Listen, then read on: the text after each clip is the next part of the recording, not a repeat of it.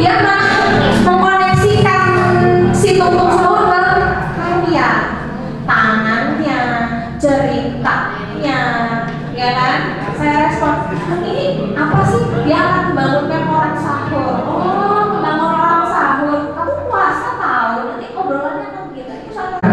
Mungkin dulu memang anak kalau belum masuk usia sekolah itu isolasi diri ada. Wajar anak usia 3 tahun, 4 tahun, 5 tahun, 6 tahun asik sendiri, belajar sendiri cepet karena dia masih kebutuhannya di situ. Udah masuk SD, dia punya kebutuhan yang berbeda, sosial. Jadi rasanya kalau diteruskan nonton sendiri itu kurang ideal. Karena apa? Dia butuh contoh nyata. Halo, saya Maila, perwakilan dari Ibu-Ibu PKK. Senang sekali bisa bergabung dengan teman-teman dari IFG untuk mengikuti workshop hari ini dengan tema Belajar Bijak Lindungi Anak dari Paparan Digital. Kesan kami setelah mengikuti kegiatan pada hari ini adalah semoga kami sangat bahagia mengikuti kegiatan hari ini dan harapan kami kegiatan ini dapat diterapkan di rumah untuk anak-anak kami, juga untuk peserta yang lain dapat untuk ditularkan kepada ibu-ibu yang lainnya. Kemudian untuk pesan-pesannya kami berharap kegiatan ini dapat berkelanjutan dan dapat lebih diperluas lagi kegiatannya dan berkembang untuk mengurangi paparan digital bagi anak-anak kami. Demikian, terima kasih. 2, 3.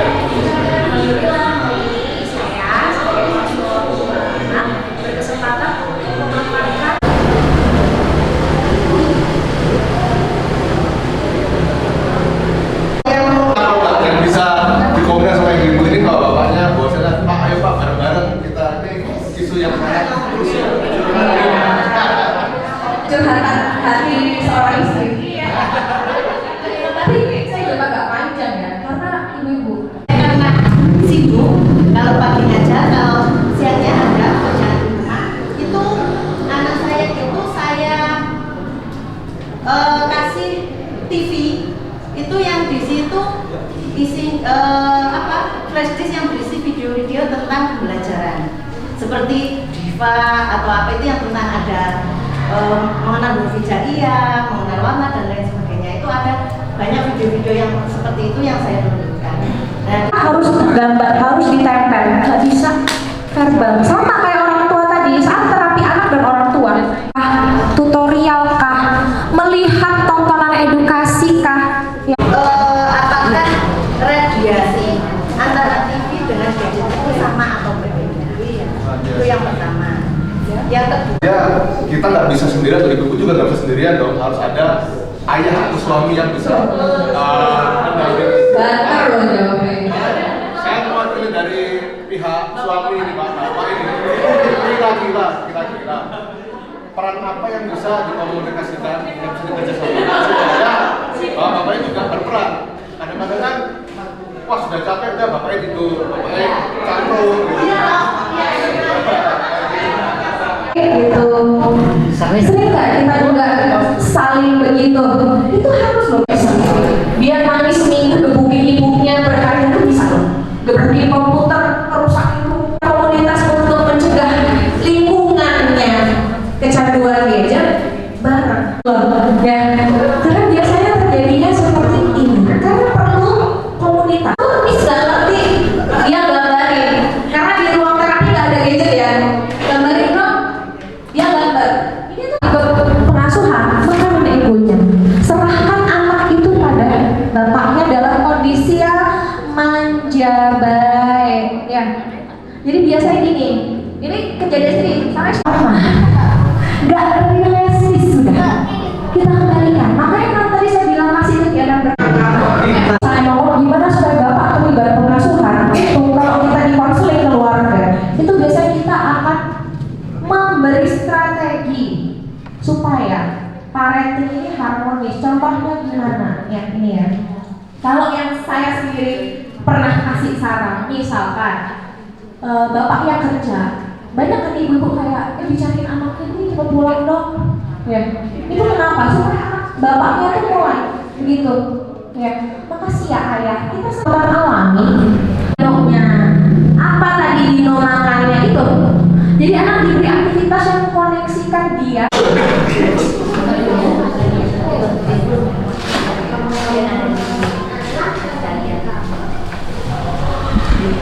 Selain gadget gitu, aktivitas baik kalau misalnya mau bahas parenting ini kayak 2 hari pun nggak kelar ya, memang harus bertahan.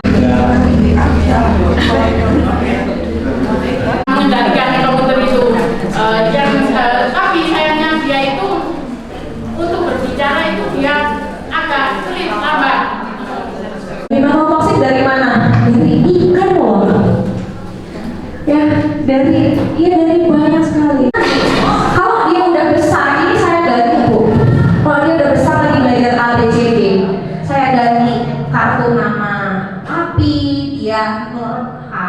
Saya ganti play masih begini. Akhirnya anak-anak bikin apa ya? Bikin bola ubi kayak. Hari ini anak-anak ngumpul bareng ibu-ibunya. Strategi yang bisa diterapkan. Salah satunya contoh ini, dia main Roblox.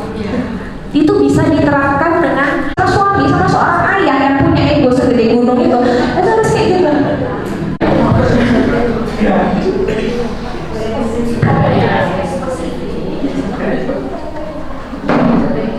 Dan berimpact juga. Jadi kita biar seru ada sesi lomba nih Bu. Jadi semua ibu-ibu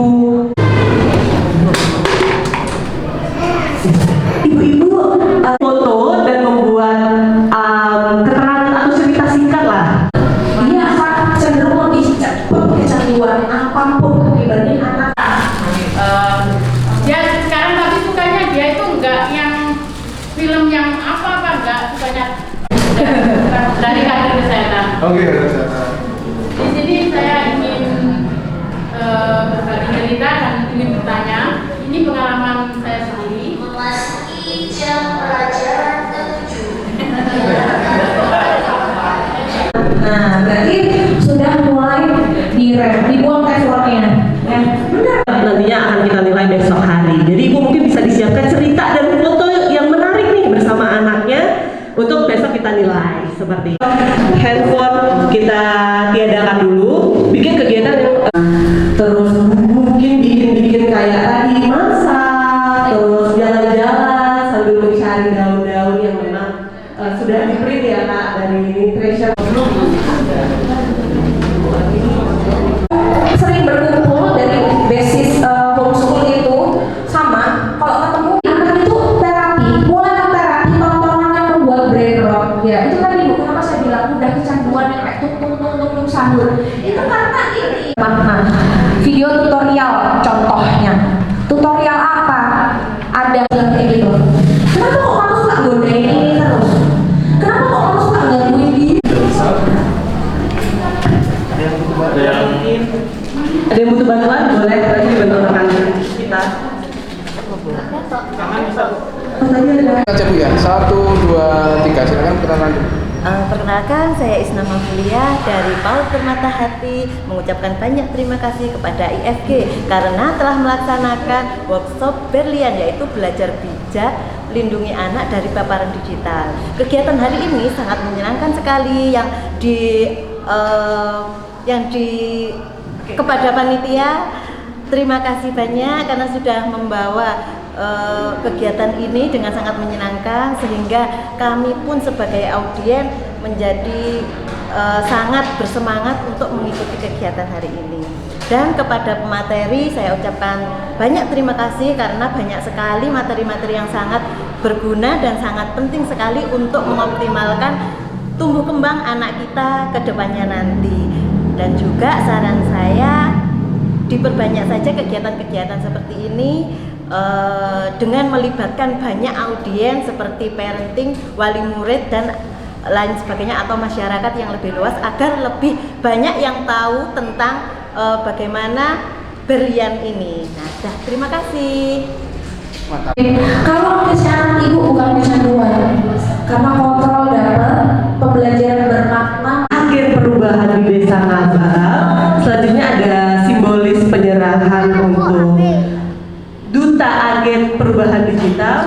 kepada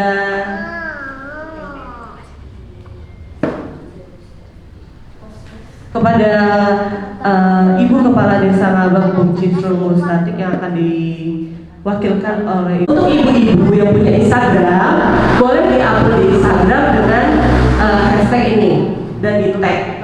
Dan untuk ibu-ibu yang Bangun tidur harus apa? Kegiatan bermakna dulu. Bangun tidur. Kalau kita lakukan kecanduan berat ya, mungkin bisa jadi dia baru suka, baru penasaran. Tapi kalau masih bisa dibilangin 15 cara kita healing itu ada banget di luar. Ya kan? Ada banget di sini dibawa ke taman. Kalau kan biasanya kasihan ya, anak hiperaktif sebelum sekolah jangan capek dulu, tidur dulu enggak. Boleh banget.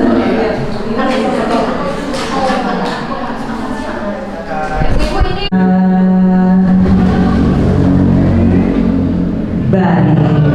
Foto 7 tahun itu sudah berbeda dengan kebutuhan anak 6 tahun. Nanti di usia 7 tahun hingga remaja dia punya. Dulu ya. Oke, siap. 1, 2, 3. Assalamualaikum, saya Dita Kencana, mahasiswa perhubungan anak. Alhamdulillah hari ini berkesempatan untuk sharing paparan materi untuk bahaya adiksi gadget pada anak usia dini.